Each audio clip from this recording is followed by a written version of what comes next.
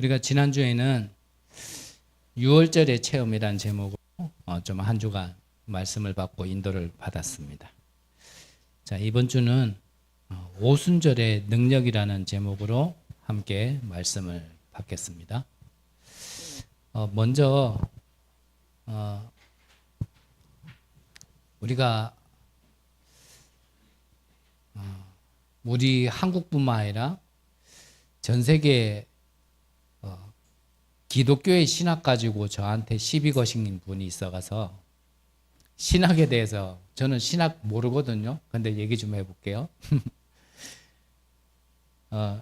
신학이라는 거는 말 그대로 하나님의 말씀을 문자적으로 보면은 공부하는 거죠. 근데 하나님의 말씀을 공부한다기보다는 그 하나님의 말씀에 하나님의 무슨 뜻이 있기 때문에 사실은 하나님의 뜻을 알아가는 게 신학입니다. 그래서 말 그대로 학이라는 거는 정리되어 있는 거잖아요. 정리되어 있는 거. 그래서 우리가 구원받았다, 구별됐다 이 말을 우리가 에클레시아 그러죠. 그 에클레시아 할 때 그 에라는 말이 빠져나왔다 이 뜻입니다. 그래서 거기에서 파생된 단어가 뭐냐면 에듀케이션이에요. 이게 뭔 소린가 싶으신 분들은 잠깐만 기다리시고 에듀케이션이라는 건 말 그대로 학습이란 말이에요. 공부란 말이죠. 우리가 그래서 왜 공부를 해야 되냐면 내가 공부를 해야 그래서 알아야지만 거기서 빠져나올 수가 있기 때문에 공부를 하는 거예요.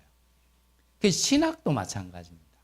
우리가 어떤 지식을 더 알자가 아니라 이 하나님의 말씀을 공부하는 이유는 우리가 하나님을 떠나 있는 상태 속에서 하나님의 것을 전혀 알 수 없는 것들을 말씀으로 알게 하시는 거기 때문에 그것을 알 때 우리가 좀 빠져나오는 데 굉장히 좀 유리한 점이 있죠. 모르는 데는 못 빠져나오거든요. 사람은 누구나 비슷한 점이 다 똑같은 점이 있는데 사람이요 뭔가 이렇게 자기 생각이 잡혀버리거나 즉 집착이 되어지거나 중독이 되어지면 그 상태 속에서 하는 말은 자기가 잡혀서 하는 말인지 절대 알 수 없거든요. 근데 시간 지나서 어떤 집착과 중독에서 좀 빠져나와서 되돌아보면 자기가 한 말이지만 아 그게 내가 잡혀서 그랬었구나 라는 걸 뒤늦게 알게 되어지는 경우도 있죠. 또 너무 늦으면 안 되고 우리 랩런트에게 처음부터 내 첫인상이 이상해지면 안 되니까 무엇을 조금 말씀드리고 싶어서 이런 배경을 말씀드렸냐면 신학자 중에 이 칼빈이라는 사람이 있습니다. 이 칼빈이 성경을 보면서 성경의 전체를 좀 핵심적인 5가지로 요약한 게 있는데 그게 칼빈의 5대 교리입니다. 5대 교리. 그래서 지금 우리 다락방이나 유목사님의 어떠한 신학의 어떤 그 뿌리를 얘기하려고 그러는 게 아니고요. 신학의 뿌리를 얘기하려고 그러면 크게는 이제 이 칼빈주의와 칼빈 신학과 알비니안 신학이 있는데 조금 차이가 있어요. 그것까지 다 얘기하려면 좀 그렇지만 그래서 일단은 우리 한국 교회에서 장로교 그러면 이제 이 칼빈 신학을 밑바탕으로 모든 교리를 가르치는 교단이 바로 장로교입니다. 그러면 우리가 아는 침례교나 감리교나 그러면 이런 교단에서는 어떠한 신학을 밑바탕으로 가르치냐면 좀 알미니안 신학을 밑바탕으로 가서 이제 좀 가르쳐요. 자, 칼빈 신학은 칼빈이 정리한 거는 첫 번째는 뭐냐면 인간의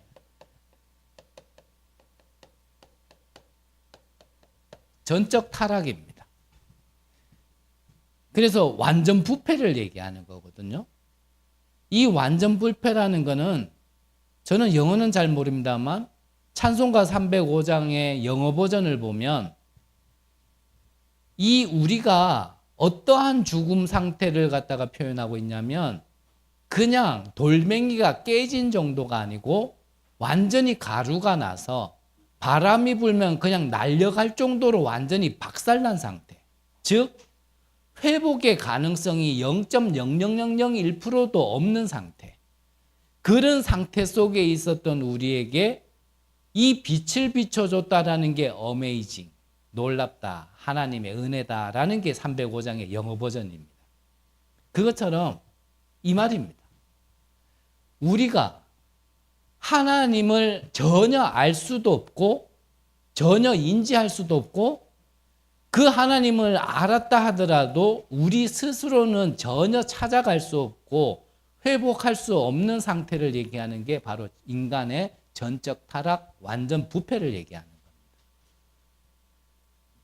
그런데 아까 말씀드렸던 알미니안 신학에서는 이런 것까지도 인정하는데 조금 이 구원받는 방법에 있어서 약간은 조금 다른 점이 있습니다. 자, 이런 상태 속에 있었던 우리에게 하나님께서 선택을 하셨는데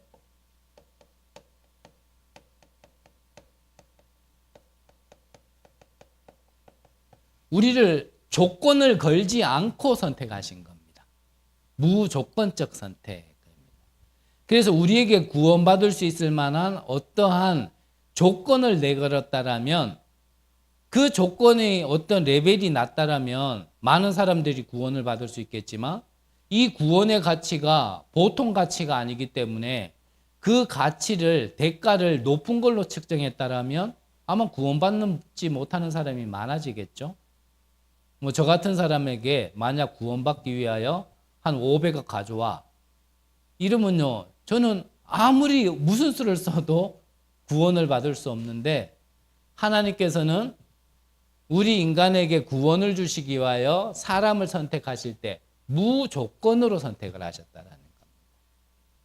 그래서 우리의 어떠한 자랑도 나올 수가 없다라는 걸 바울이 고백한 거예요. 자, 무조건적으로 조건을 걸지 않고 모든 사람이 구원을 받을 수 있도록 하나님은 문을 열어놓으셨지만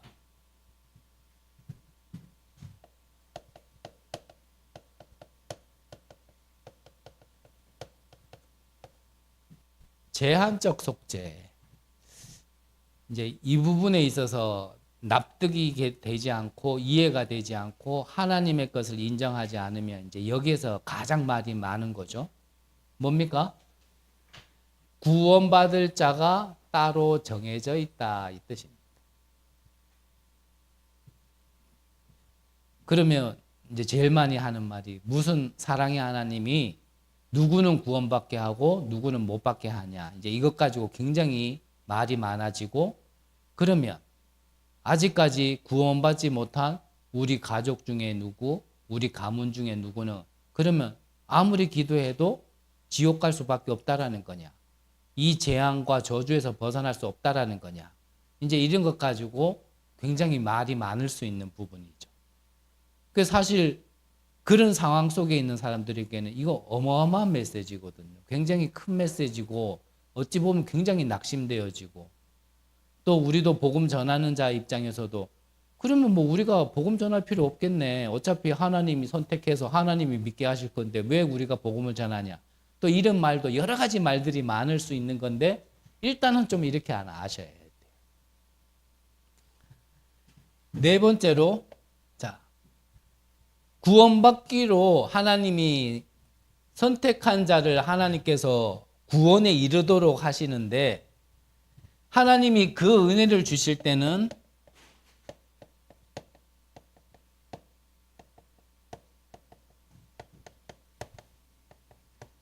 사람의 힘으로는 거부할 수 없다 이 말입니다. 불가항력적 은혜라는 거예요. 그래서 하나님이 구원 주시기로 작정한 자는 사람의 힘으로 거부할 수 없어요. 거부하면 거부할수록 이제 점점 더 힘들다가 결국은 돌아오게 돼 있는 거죠. 그래서 첫 마디 들었을 때 빨리 돌아오면 되는데 또 우리 인간이 그렇지 않죠. 버틸 때까지 버텨보다가 완전히 다 망해가지고 마지막에 돌아오죠. 그래서 유 목사님 그러잖아요. 저 불교 가거나 다른 종교 가면, 저는 잘 모르겠습니다만, 저 불교 가면 저 스가들께서 이렇게 한번 가가지고 목탁 한번 두드려주면 뭐 한 몇십만 원씩 막 받아오고 그런다 하더라고요.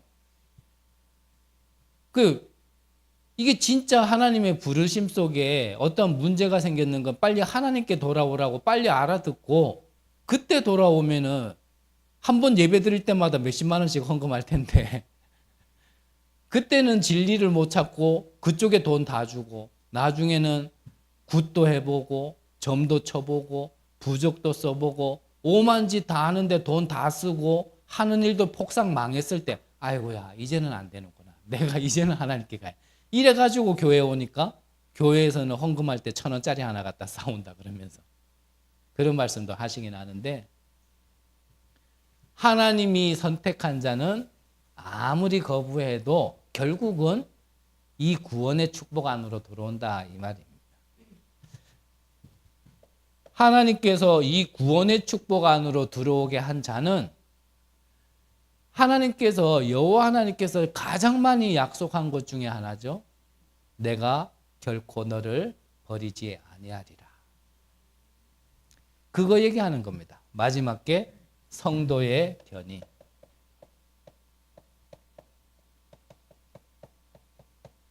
어떠한 일을 당해도 하나님의 백성은 하나님이 버리지 않는다라는 겁니다. 어떠한 우겨 싸움을 당해도 우겨 싸움을 당하지 않는다. 이제 그걸로 바울이 계속 고백을 하는 거예요. 자, 이 칼빈의 5대 교리를, 이게 우리가 신학이라 생각하지 말고요. 신학은 결국 하나님의 말씀을 우리가 자세히 아는 거라 그랬잖아요. 이게 내 안에 좀 이렇게 어떻게 보면은 이 기둥으로 서 있는 것과 안 서 있는 것과는 조금 많이 다릅니다. 신앙생활함에 있어서. 한 번만 더 말씀드리면, 인간의 전적 타락, 완전 부패. 그 인간을 하나님께서 부르실 때는 조건을 걸지 않고 무조건적으로 선택하셨다는, 조건이 없이 부르셨다는. 하지만 구원받기로 작정된 자는 따로 있는데, 이 선택 속에 있지 않는 자, 이게 또 잘못하면요, 이게 또 잘못하면 신천지 되는데 신천지에서는 그러거든요. 앞서 몇 번 말씀드렸잖아요. 어디 그것과 전혀 상관없는 성경 구절을 가져와 가지고요, 이미 있었던 사람들은 지옥에 떨어지고 동서에서 몰려든 사람이 그 보좌에 앉게 될 거라면서, 이미 있었던 사람들은 누굴 얘기하냐면 이미 서 있는 교회와 성도들.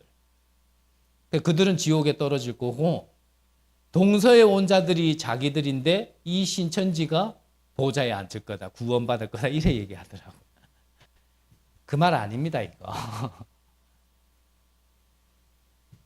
구원받기로 하나님이 영세전에, 창세전에 이미 예정, 작정, 섭리가 있다라는 거예요. 그러다가 우리는 지금 구원을 받았을 뿐이죠. 그 은혜가 임한 사람들은 거부할 수 없다라는 거예요. 그렇게 부름받은 하나님의 백성은 하나님께서 끝까지 책임지신다는 거예요. 이것을 칼빈이 성경을 보면서요, 크게 5가지로 정리했는데, 가만히 들어보면 지금 뭐 사람 얘기하자가 아니라 유 목사님이 지금 계속 복음 메시지를 주시고 성경을 요약해가지고 지금 393이라는 단어까지 하시면서 주신 내용 그대로잖아요. 그대로. 그래서 이게 다른 얘기가 아니라 지금 우리가 받고 있는 말씀이에요. 그게 내게 기둥으로 돼 있느냐 안 돼 있느냐는 그 위에 뭘 쌓으면 무너질 거냐 안 무너지냐까지도 달린 거거든요. 자, 그러면 이거는 꼭 우리가 신앙생활하면서 참고했으면 좋겠다 싶어가지고 잠깐은 아니고 한참 말씀드렸고요. 자, 오늘은 오순절의 능력입니다. 자, 유 목사님께서 그러셨다 그래요. 예전이지만 일본에 어떠한 조사를 할 게 있어서 이제 직원들, 비서들 없이 이제 혼자 가셨대요. 근데 이제 국내에서 듣고 간 것과는 현지에 가니까 상황이 달라진 게 뭐냐면 이 호텔 숙소 예약이 다 돼 있는 줄 알았는데 그냥 들어가면 되는 줄 알았는데 그냥 방만 예약했지 결제가 안 됐나 봐요. 그래서 유 목사님이 가지고 가신 모든 돈을 이 숙박비로 다 지불을 했는 거예요. 근데 그러고 나니까 이 수중에 돈이 없는 겁니다. 며칠을 지내긴 지내야 되는데 돈이 없어가지고 일본 가면 그거 있거든요. 동전 넣으면은 쉽게 말하면 국수 하나 먹을 수 있을 정도의 표가 하나씩 나오는 게 있어요. 그걸로 며칠을 지냈대요. 그 동전으로 며칠을 지내면서 느꼈던 게 뭐냐면 아 사람이 이게 너무 없으면은 뭐가 이 사람이 이렇게 되어지는구나라는 걸 느꼈다 그러시더라고요. 우리가 그렇죠. 영적으로요. 우리가 정말 이 하나님이 주신 것이 내 안에 없으면 그 빈게요. 곳곳에서 이렇게 보여져요. 곳곳에서. 그건 아무리 감추려고 그래도 그게 감춰지는 게 아니거든요. 오히려 세상에도 그런 말이 있잖아요. 진짜 부자는 옷도요. 그냥 몇만 원짜리 그냥 편하게 입는데요. 근데 꼭 저같이 거지 같은 것들이 옷 하나 사면은 없는 거를 갖다가 감추려고. 돈도 없는 게 괜히요. 좋은 옷, 비싼 옷. 심하게 누구 끄떡끄떡하잖아요, 지금. 제가 금요일날 말씀을 제가 앞에만 보는 것 같지만 다 보인다니까요. 근데 그걸로 가려지지 않는단 말이에요. 우리가 영적인 거는 더합니다. 영은요, 항상 말씀드리지만 보이지는 않지만요, 냄새를 풍겨요. 이 사람이 진짜 영적인 비밀이 있는 사람인지 아니면 영적으로 거지인지 그게요, 옆에 가서 가만히 보면요, 냄새가 벌벌 나요. 근데 그거를 말로는 막 다 때우는 거죠. 막 은혜 받았다. 뭐 난 이래 기도한다. 내 현장에서 이런 일이 있었다. 막 다 얘기해요. 근데 가만히 보면요. 뭐가 많이 비었어. 많이 비었어. 또 그거 얘기하면요. 그렇잖아요. 얘기 안 하죠. 그것도 분명히 오늘의 시간표라는 것만 보고 얘기하면 안 되니까. 분명히 우리는 미래도 있는 거니까. 또 함부로 얘기하면 안 되잖아요. 그런데 오늘이라는 걸 본다면 뭔가 비었어. 비었어.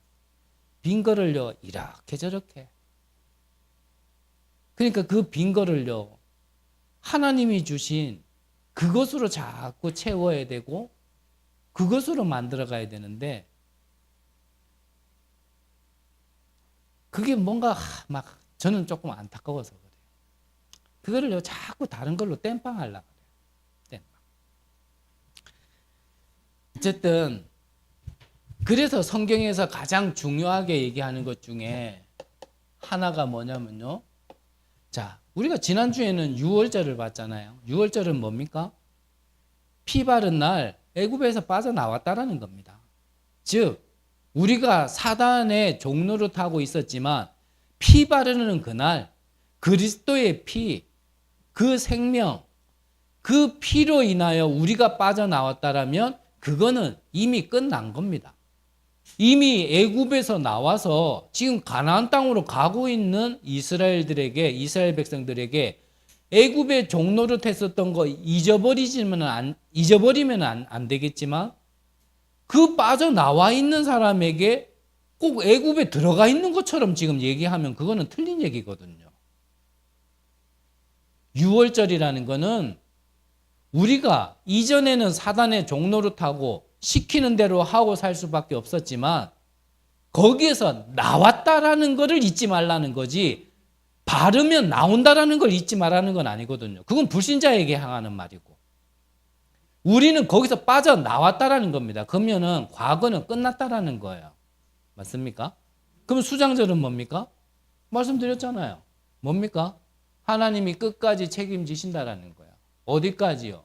우리를 인도하시는데 저 천국의 배경까지. 이 땅에서 우리가 구부르든지 뭐하든지 자빠드지는데 뭐하든지 평생 불신앙만 하고 살든지 뭐하든지 구원 받았다라면 결국은 거기로 가게 되었다라는 거거든요. 그건 아직 이제 안 온 거예요. 미래예요. 그러면 성경에서 가장 중요하게 얘기하는 건 뭐냐면 바로 이 오순절이란 말이에요. 오순절. 오순절이라는 건 지금만 보자가 아니라 지금이 나중이 되어지고 그 나중이 결국은요 지금이거든요. 어렵습니까? 지금 여러분들의 생각이 미래의 응답입니다. 지금 그걸 얘기하는 거예요. 내가 지금 안 된다 하고 있으면요 그 미래에 안 되는 일만 생깁니다. 분명합니다. 한번 확인해 보시라니까요. 저는 늘 말씀드리잖아요. 신앙도 응답으로 와지지만 불신앙도요 믿음이기 때문에 응답으로 와져요. 그래서 희한하게요 안 되는 사람은요 생각이 안 되는 거로 꽉 차 있어요. 그렇다라니까요. 그래서 성경에서 중요하게 얘기하는 게 오늘 성경에서는 77절에서 설명하고 있죠. 77절. 제가 지난주에도 말씀드렸잖아요. 77이라는 게 뭡니까? 애굽에서 나와서 그 광야에 각박한 불가능한 그러한 현장 속에 씨를 뿌렸는 그 첫날부터 7일씩 7주. 그러니까 77이 49죠. 그래가지고 그 49일이 지난 첫날이 바로 50일인데 이게 오순절. 그래서 77절 그렇게도 이제 불리는 겁니다. 이 오순절이라는 거는 예수님께서 계속 약속하셨고 내가 너희들과 지금 함께 있는 것보다 낫다. 내가 가는 게 너희들과 지금 함께 있는 것보다 내가 가는 게 낫다. 왜냐? 내가 가야지만 보혜사 성령께서 오실 거라는 걸 계속 얘기하셨고 그게 이제 마가 다락방에 임했던 그 축복이 바로 오순절의 축복이죠. 그래서 오늘 이 오순절에 대하여서 이미 예수님이 말씀을 하셨죠. 예수님께서 뭐라고 말씀하셨냐면 요한복음 14장에 보니까요.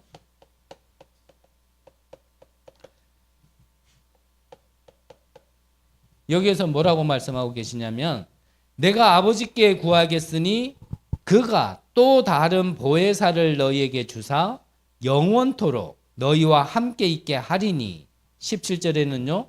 그는 진리의 영이라 세상은 능히 그를 받지 못하나니 이는 그를 보지도 못하고 알지도 못함이라. 그러나 너희는 그를 아나니 그는 너희와 함께 거하시며 또 너희 속에 계시겠습니다. 그랬거든요. 그분이 저에게 와서요. 이 성경 가지고 와가지고 얘기하더라고요. 뭘 얘기해요? 그분이 따르는 총재가 이 영을 받았다고. 우리는요 다른 영이 돼요. 그러냐? 알았다. 내가 어른하고 싸울 수는 없고 또 혈과 육의 싸움은 할 수는 없고 그래서 좀 단호하게 이번 주에는 말씀한 겁니다. 표현이 저는 무식하고 좀 죄송하지만 그딴 식으로 얘기할 것 같으면 오지 마라. 내가 볼 때 선생님이 얘기하는 거는 완전히 비성경적이고 한마디 한마디마다 성경적으로 내가 얘기할 수 있겠는데 내가 시간도 없고 뭐 별로 그러고 싶은 마음도 없다. 하지만 지금 선생님이 얘기하는 게 내가 맞다라고 생각이 들어서 듣고 있는 거 아니다. 그리고 하나 착각하지 마시라. 나에게 여기 와가지고 10년, 20년을 얘기해도 저는 그 말을 따라가고 싶은 마음 없다. 혹시나 그 말 따라갈 거라고 생각을 하고 온다라면 그냥 미리 포기하시고 오지 마시라. 오히려 반대다.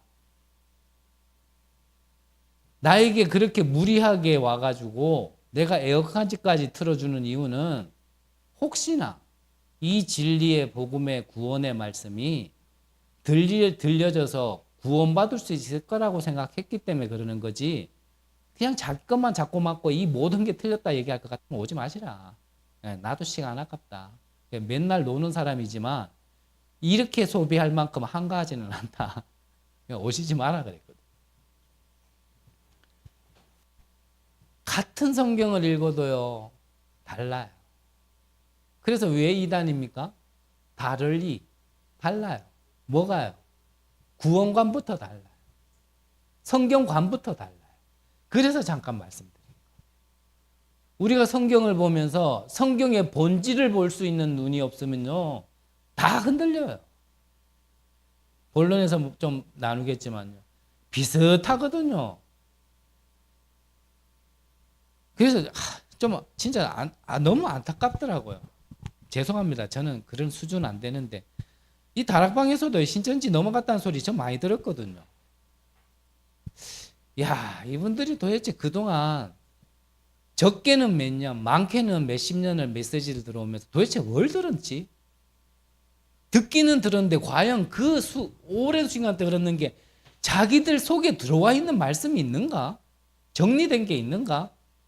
오늘 렘넌트 예배 때도 너무 안타까운 마음에 그랬어요. 이 말씀이 너희 아이들 안에 들어가지 않으면 너희들 인생 어려워. 어려워. 우리가 어릴 때는 그러잖아요. 어른들 보고 아이고 좀 뭔가 뭐 돈도 없고 배운 것도 없고 뭐 직장도 보니까 뭐 조금 지저분한 일, 아무나 할 수 있는 일, 그런 일을 하는 사람들 보면은 아이고 어른들 뭐 이렇게 생각할 때 있었잖아요. 왜 또 나만 나쁜 놈 만드세요? 있었으면서. 저는 있었거든요. 아, 난 저렇게 안 살 거야. 왜 저렇게 살지? 이랬거든요, 저는. 근데 그게 열심히 안 살아가 아니거든요. 인간이 무엇인지를 모르고 그 하나님 떠나 있다라는 게 무엇인지 모르고 어떻게 구원받아야 되는지도 모르고 구원받았다라면 뭐가 달라지지도 모르니까 무엇인가에 잡혀가지고 이끌려가지고 그래 된 거잖아요. 이렇게까지 표현은 안 했지만 그래 렘넌트들한테 그래 한 번씩 그러거든요. 너희들이 쉽게 보고 우습게 보이는 어른 그렇게 살고 싶은 사람 아무도 없다. 근데 너희들이 이 하나님의 말씀이 너희 안에 들어가 있지 않으면 너희들 인생도 별로 다를 거 없다. 철이 없으니까 그런 생각을 하고 저는 자랐었거든요. 우리가 하나님의 말씀을 정말 아는 게 중요한 게 아닙니다. 아는 게. 하나라도요. 우리가 성경 중에 성경 66권의 이 말씀 중에 구원의 말씀 하나만 내 안에 있어도요. 사실은요. 흔들리지 않습니다. 그러니까 그분이 저한테 그래요. 뭐 자기들의 구원을 자꾸 얘기하길래 내가 처음부터 물었고 지금까지 물었는데 선생님은 거기에 대해서 한 번도 답을 못했다. 그 뭘 물었냐 이래요. 내가 계속 물었는데도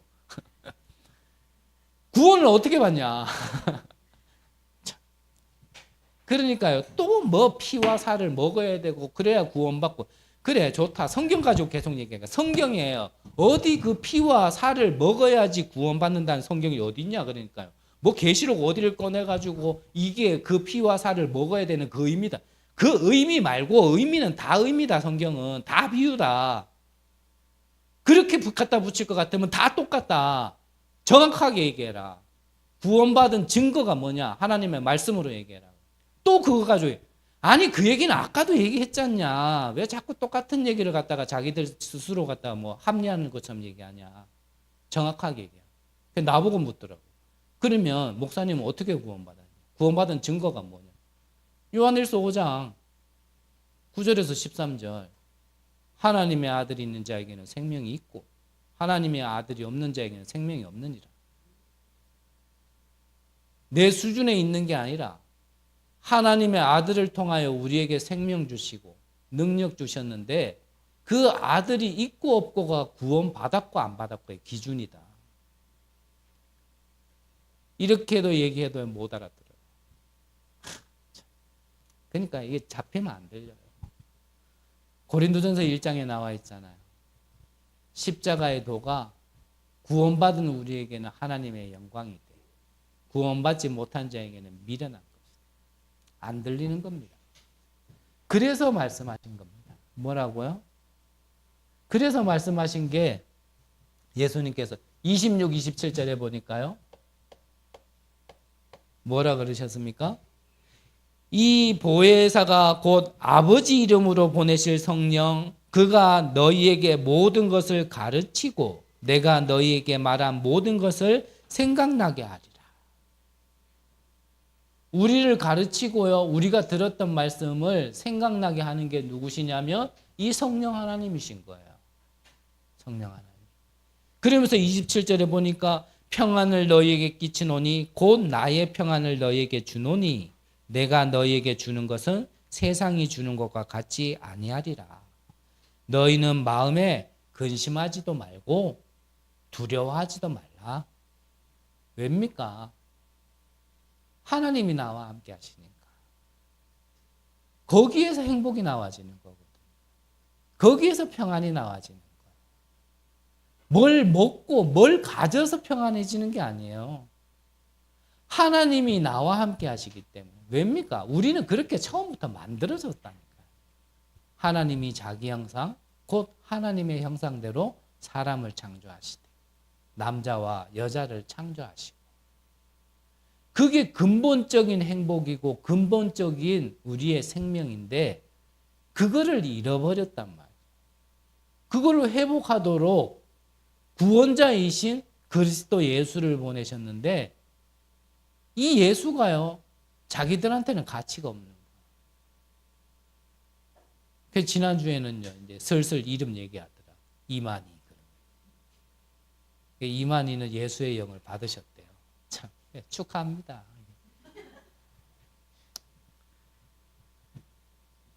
우리에게 보혜사 성령을 보내주시겠다고 이미 말씀하셨어요. 그거를 받아들이라는 겁니다. 16장 13절에서 보면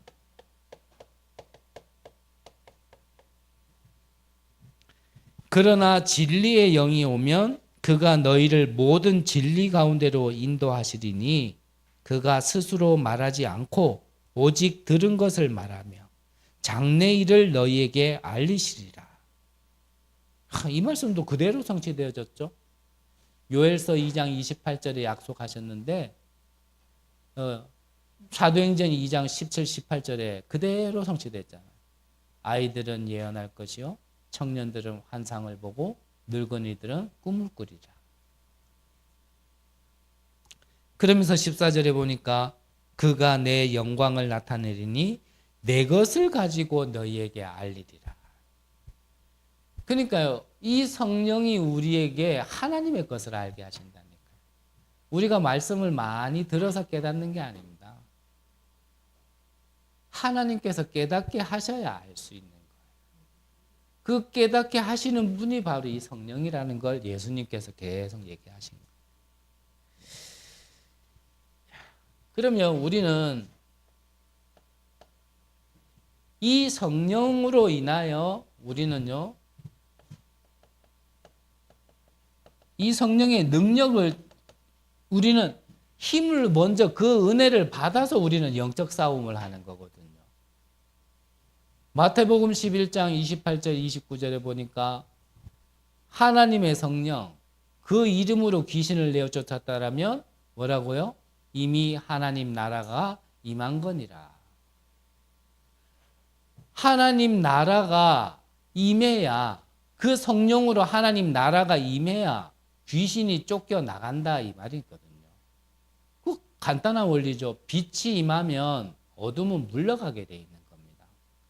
근데 저는 앞서서는요.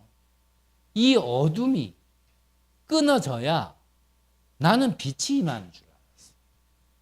그렇게 표현은 안 하는데 내가요. 그렇게 신앙생활을 했어요.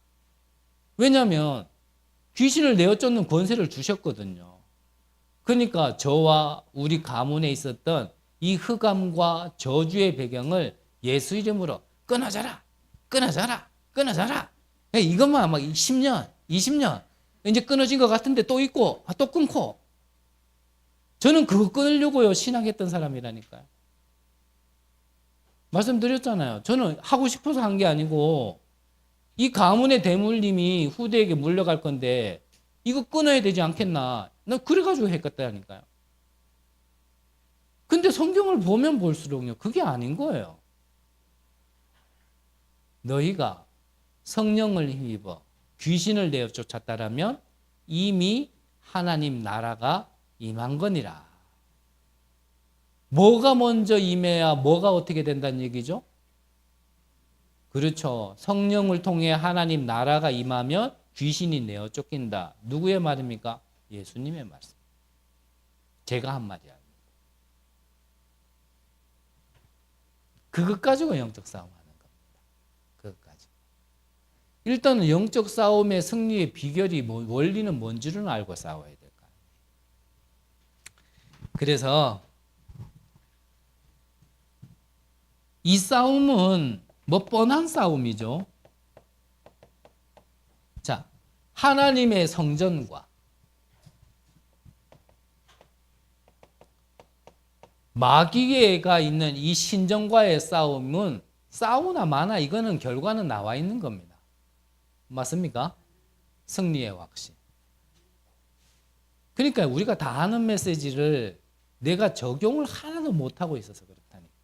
뭐 5가지 확신, 그거 20년 전 메시지, 30년 전 메시지 아닙니까?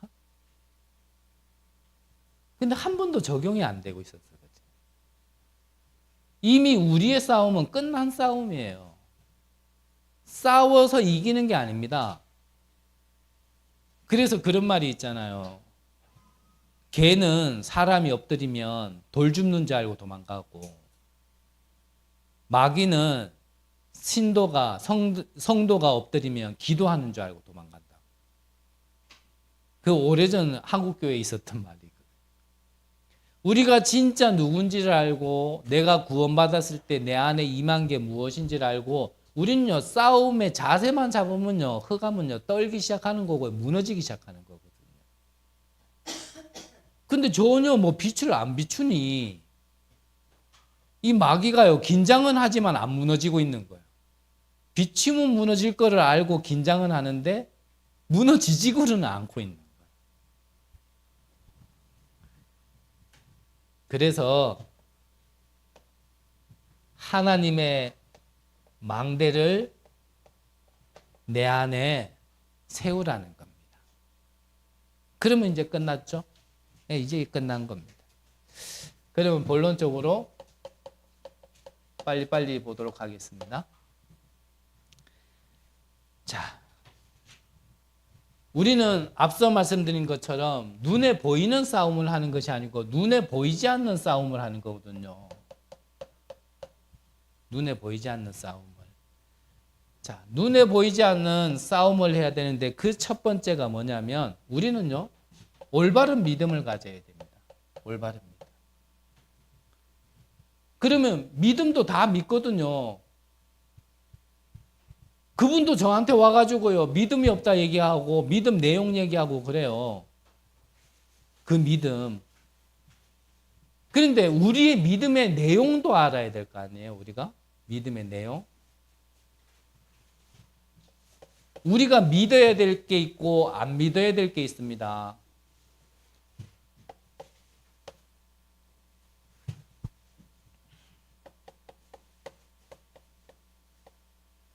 이 사단의 12가지 멸망 시스템을 우리가 믿으면 안 돼요.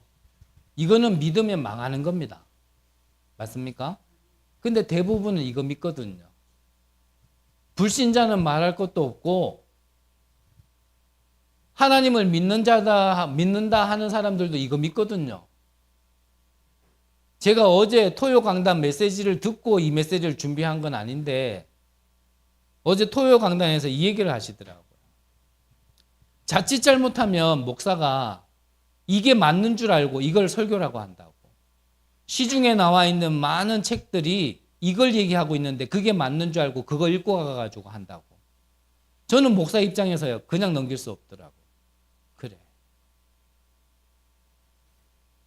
그래서 짧은 시간이지만요, 어젯밤에도요, 좀 질문을 해봤어요. 나는 지금 무엇을 얘기하고 있지? 나는 뭐 이렇게 얘기하든 저렇게 얘기하든 제 입장에서는 이게 맞다라고 생각하니까 얘기하는 거 아니겠어요? 근데 그게 맞는 게 진짜 하나님 앞에서 맞는 걸까? 내가 혹여나 천에 하나 만에 하나 하나님이 주시고 말씀과 그 복음과 벗어난 걸 내가 혹시나 말하고 있지 않나?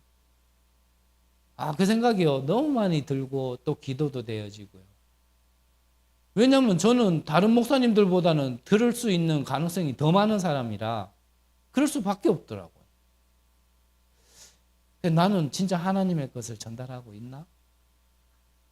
여러분들 여기에서 예배 드릴 때는 다른 데서 예배 드릴 때보다 한 10배 정도 기도하고 오셔야 돼요. 다른 거 얘기하는 게 들릴 수도 있기 때문에. 다른 거 얘기하면 들리지 않도록 기도하시고 한 100마디 중에라도 한마디만 하나님의 말씀이 있다라면 그것만 들릴 수 있도록 여러분들은요 한 10배로 기도하고 오셔야 돼요. 대부분 이게 맞는 줄 알아요. 이게. 그러니까 말은 복음인데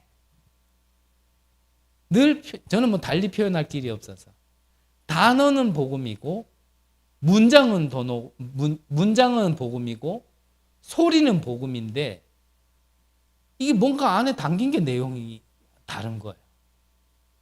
근데 우리가 듣는 거는 소리로 듣지 단어가 들리지 말이 들리지 그 내용이 들리는 건 아니란 말이에요. 먼저 접해지는 건 그런 것들이 접해지다 보니까 자칫 잘못하면 훅 넘어갈 수 있거든요.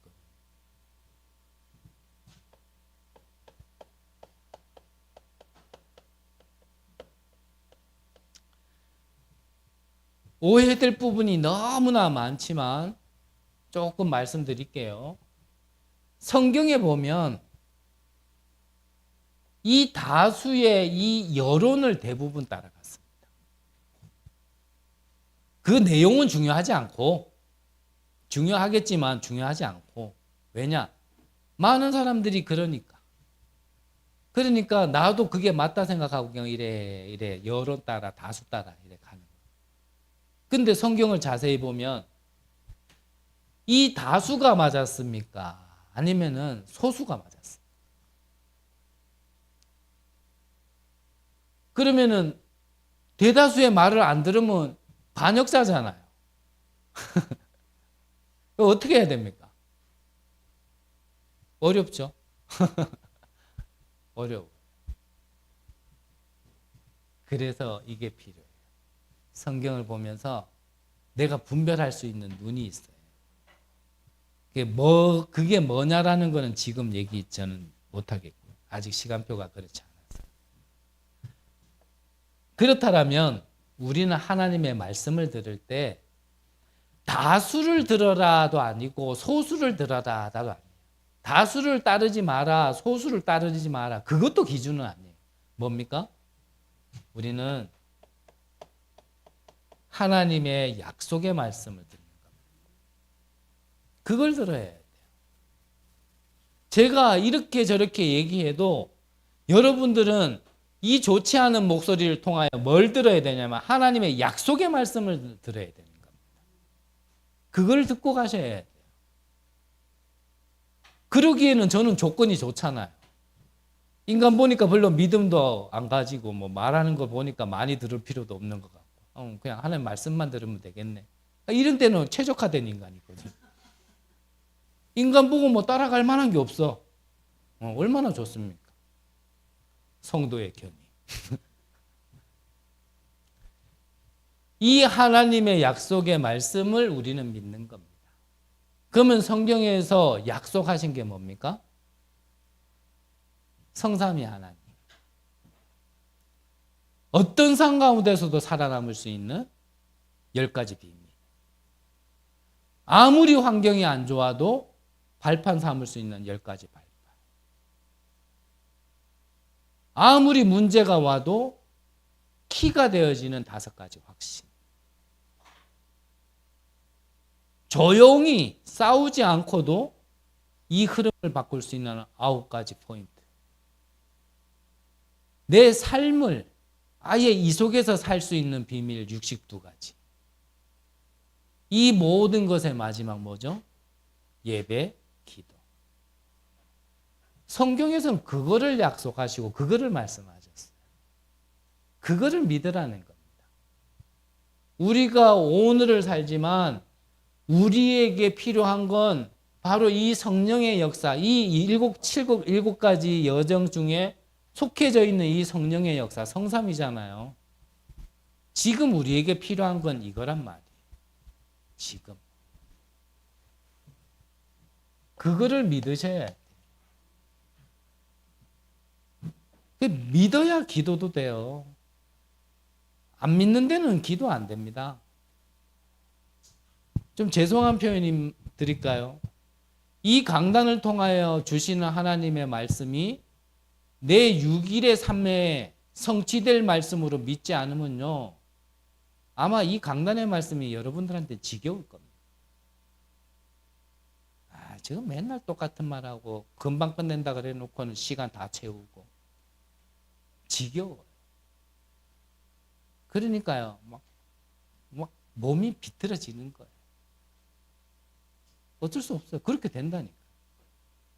그건 그 사람이 나빠서가 아니에요. 난 사람을 좋다 나쁘다 얘기하고 싶지 않아요. 그거 좋다 나쁘다 그거 계속 얘기하는 거 이제 좀 안 지겹습니까? 이게 맞다 저게 틀렸다 뭐 그런 거 얘기하는 거 좀 지겹지 않나요? 우리에게 주신 거를 자꾸 그걸 바꾸고 찾고 누리기에도 바쁜데 누가 이랬다 저랬다 그거 좀 지겹지 않나요? 이제 좀 뭐 그만큼 시간 동안 얘기했으면 이제 그만하고 진짜를 좀 얘기해야 될 때가 되지도 않았냐 이 말이죠.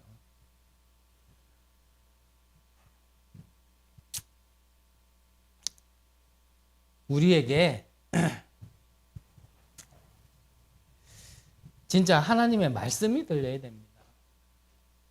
그래서 믿으셔야 돼요. 사람 보지 마시고요. 볼 것도 없어서 다행입니다만 이 강단을 통하여 여러분들이 말씀을 받고 그게 여러분들의 삶에서 성취시키시려고 하나님께서 이 교회에 앉혀놓으신 거지 그거 아닌 것 같으면요. 옆에 좋은 교회 많아요. 많다니까요. 여러분들이 거기에 앉았다라면 그 강단을 통하여 내 삶에 성취될 말씀이 있어서 거기에 앉혀놓은 거거든요. 그러면은 이 교회는 최동춘이가 아니고요. 이 교회의 강단을 통하여 여러분들에게 성취될 말씀이 있어서 여러분들을 부르신 거란 말이에요. 이게 안 믿어지는 데는 솔직히 뭐 아무 메시지나 들으면 돼요. 좀 표현이 저는 예쁘게는 못합니다. 그냥 은혜되는 말씀 들으면 돼요. 성취될 말씀과 은혜되는 말씀은 다릅니다. 이해되십니까? 예. 대부분요 은혜되는 말씀 쫓아가지 성취될 말씀을 쫓아가는 자는 없어요. 은혜는 안 돼도 이 말씀이 내 삶에 성취되는 말씀을 쫓아가야지 그게 인도인데 은혜되는 말씀을 쫓아가지 성취되는 말씀을 안 쫓아가요. 그러니까 귀에 달콤하면 좋다. 좋죠. 그건 나도 해봤거든요. 좋죠. 그걸로도 살기도 삽니다. 근데 개인은 알 겁니다. 뭔가 안 채워지는구나. 개인은 알아요. 말하라면 또 말 못해요. 말 못하지. 안 된다라는 말은 못하지. 왜냐? 은혜 받았다 얘기했는데 어떻게 안 된다 얘기합니까? 그러니까 포장하는 거예요. 뭘로요? 막 포럼으로. 뭐로요? 막 전도라는 거로. 뭘로요? 진짜 응답도 아닌 걸 막 진짜 응답인 것처럼. 두 번째. 자, 이거를 믿으면, 하나님의 말씀을 믿으면 체험이 다른 체험이 아니라요. 다른 체험이 아니라 말 그대로 이 성령을 우리가 믿으면 성령의 역사와 능력을 믿으면 이 성령의 체험이 되지는 거예요. 이게 한국교회에서는 잘못돼가 신비로 좀 많이 갔지만 지금 그 말이 아닙니다. 그 말이 아니에요. 이게 내 삶의 체험이 된단 말이에요. 아, 성령께서 지금 나와 함께 하시고 역사하고 계시는구나. 예수님이 말씀하신 그대로 이 성령께서 오셔가지고 지금 내 삶을 인도하고 계시는구나. 이게요, 체험이 돼요. 지금. 이게 체험이 되어져야 그때부터 내 생각 없어지는 거예요. 그 응답이 오기 전까지는요, 내 생각 해야 돼요. 내 주장 해야 되고, 내 입장 얘기해야 되고. 그 몇 번 말씀드렸잖아요. 그 틀린 말 아니거든요. 이 성령의 체험과 응답이 없는 사람에겐 그 말이 맞거든요. 100% 맞아요. 100%. 전혀 틀린 말 없어요. 100% 맞아요. 근데 진짜 맞냐 묻는다라면 진짜 맞을까?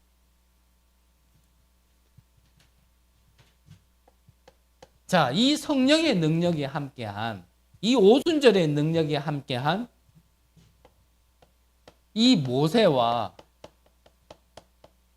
이 바로 왕의 싸움. 자, 싸움이 되겠습니까? 즉, 모세는 이 성령의 능력이고, 바로는 이 네피림의 능력인데, 자, 진짜 붙었다. 싸움이 되겠어요? 뭐, 누가 안 된다는 얘기입니까? 지금 안 된다고는 하는데. 네? 성경에는 바로가 안 되는데. 근데 우리의 삶에서는 이게 승리하고 있어요, 지금. 희한하죠? 그러면 성경이 거짓말입니까? 우리가 뭔가 회복돼야 될 게 있냔 말이에요. 네. 우리가 뭔가 회복하지 못하고 놓친 부분이 있다면 우리는 그거를 지금 붙들어야 되는 거예요. 내가 지금 잃은 게 비었구나. 그러면 이번 한 주간 가가지고 이 오순절의 능력, 이 성령의 능력, 이게 내가 비었구나. 구원을 못 받았다도 아니고 복음을 모른다도 아니고 내가 이게 비었구나. 그러면 그것 가지고 한 주 동안 기도하는 겁니다. 그럼 한 주 동안 뭐 기도하냔 말이에요. 자식 잘 되게 해주세요. 돈 주게 해주세요. 사람 적어도 그 정도는 우린 기도 안 하겠죠 이제.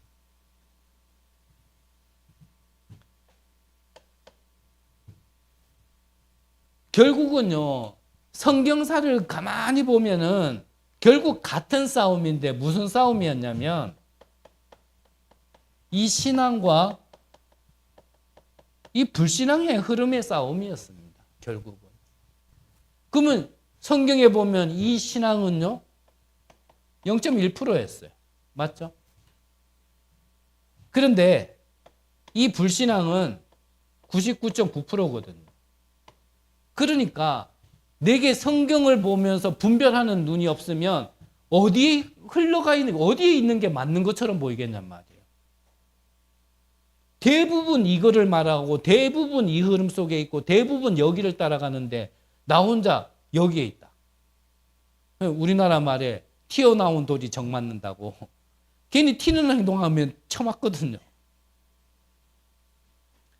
뭔가 본질도 못 찾아가지고 완전히 불신앙으로 나 혼자 막 돌출 행위를 하다가 그건 깨달으라고 처맞는 것과는 다른 얘기고, 성경도 그랬고 교회사도 그렇고요. 결국은 모든 걸 살린 거는 이쪽 흐름에 있었던 사람들이거든요. 그러려면 이전에 정말 복음이 무엇인지부터 정확하게 알고 그거를 분별할 수 있는 눈이 있는 가운데 지금 얘기하는 겁니다. 무조건 뭐 이렇게 흐름, 따라 나는 그래 다 예스라 해도 난 노다 이러면서 이래 가는 거 말고요. 이 사람이 결국은 어떤 사람입니까? 시원케 하는 사람이고, 이게 바로 성전이란 말이에요. 그러면 마지막으로요. 자, 우리가 믿고 체험한 거는 복음은 항상 흐름이라 그랬잖아요. 머물러 있으면 썩는 겁니다. 흘러가야 돼요. 어디예요? 어딘지는 모르겠는데 흘러가야 돼요. 근데 분명한 건 어디로 흘러가냐면 미래와 후대에게 흘러가는 겁니다. 흘러가야 돼요. 그래서요. 미래와 후대로 흘러가야 됩니다. 이게 결국 어디로 흘러가야 되냐면 237과 치유와 서밋이 있는 어디로요? 이방인에게. 그리고 기도의 뜰과 우리 후대들의 뜰. 여기로 흘러가야 돼요. 그래서 핑계 같지만 아까 찬양 잠깐 하나 잃어버리면서 말씀드렸잖아요.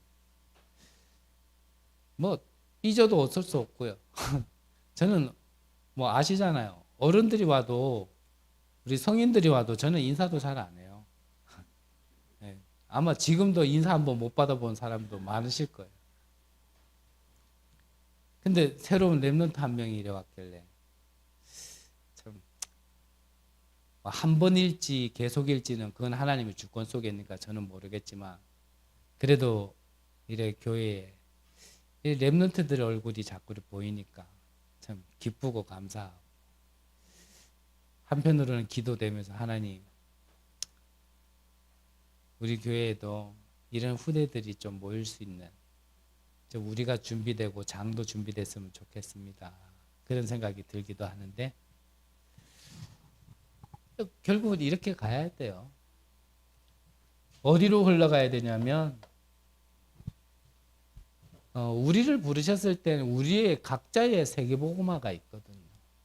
거기가 어디입니까?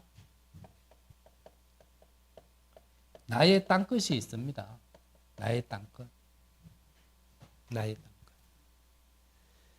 이걸 나의 언약으로 잡아야 돼요. 목사님 그러시잖아요. 영적 문제 한 사람도 힘든데 왜 우리 가문에는 두 사람이나 있습니까? 그러니까 유 목사님 뭐라 그러셨어요? 한 명 줘가지고는 언약을 못 붙드니까 2명 줘서 확실하게 그 언약 붙들으라고 2명 준 거다. 문제 삼을 게 아니라 우리가 빨리 깨달으면 되는 거거든요. 우리는 어차피 세계복음화를 향해 가야 됩니다. 우리 랩런트들은 강대국의 그 왕들 앞에 서야 돼요. 근데 못 깨닫고 가면은 노예, 포로, 속국, 유랑민으로 가게 되는 거예요. 그걸 보고 강제 선교사로 가는 거예요. 하지만 깨달으면 자발적 선교사로 가는 거예요. 결국은 가야 돼요. 우리가 깨닫고 내 발로 가느냐 아니면 못 깨달아가지고 코끼가 질질 끌려가느냐 그래가지고 아야 하면서 가느냐 기쁜 마음으로 감사하면서 가느냐 결국은 가긴 갈 건데 뭐 어떤 차를 타고 갈 거냐는요 우리가 어떻게 보면요 선택도 할 수 있는 거거든요. 여러분들을 향한 땅끝이 있습니다.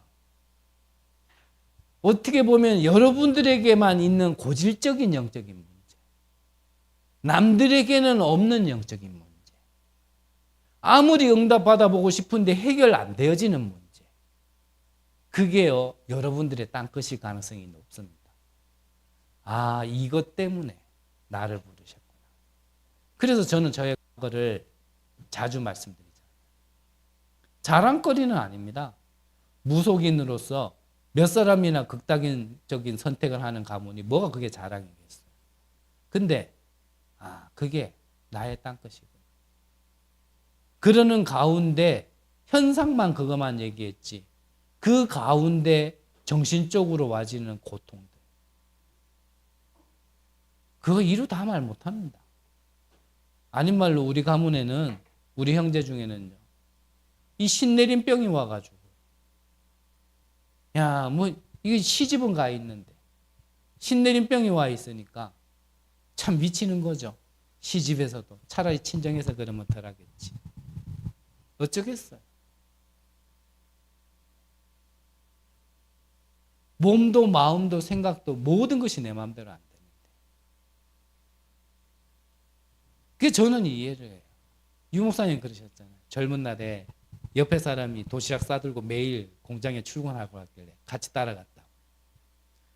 따라가서 보니까 그냥 넣고 돌리고 빼면 되는데 아니 이 사람은 잘하는 거예요. 넣고 돌리고 빼고 넣고 돌리고 빼고 근데 유 목사님 이게 힘들더래요.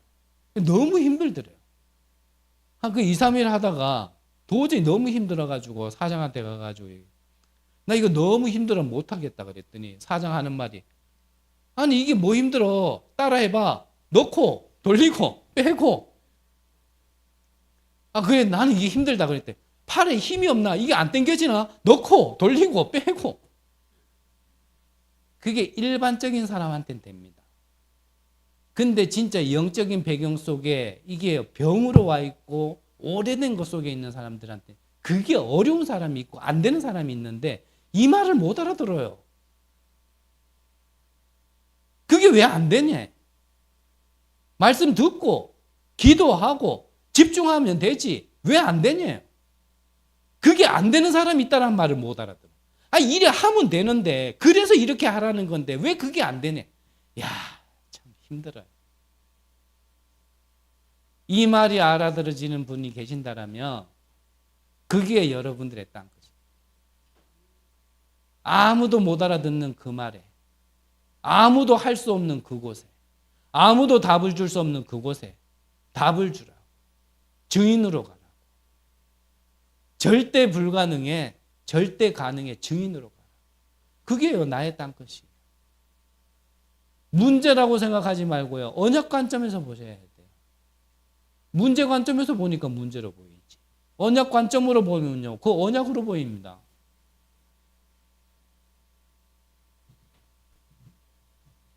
여기로 가야 돼요. 내가 받은 복음이 결국은. 내가 간다가 아니라 이 복음이 여기로 가야 된다니까요. 어디로요? 오직 성령이 너희에게 임하시면 예루살렘과 온 유대와 사마리아와 땅끝까지 이르러 내 증인이 되리라. 그래서 결론적으로요,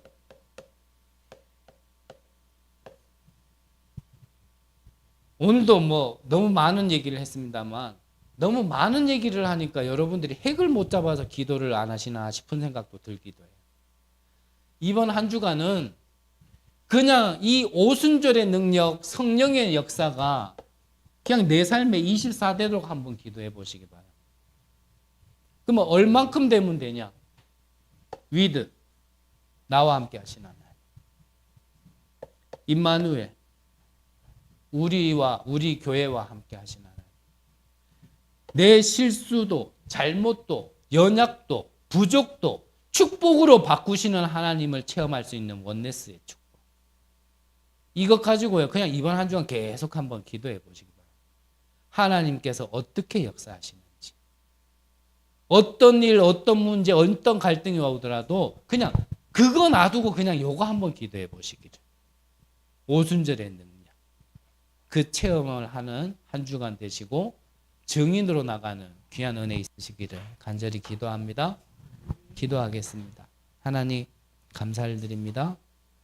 허물과 죄로 죽었던 우리를, 사단의 종로도 하던 우리를 이제는 빛의 자녀로, 이제는 이 빛을 선전하는 자로, 하나님의 증인으로 우리를 부르시고 축복하시고 인도하시니 감사를 드립니다.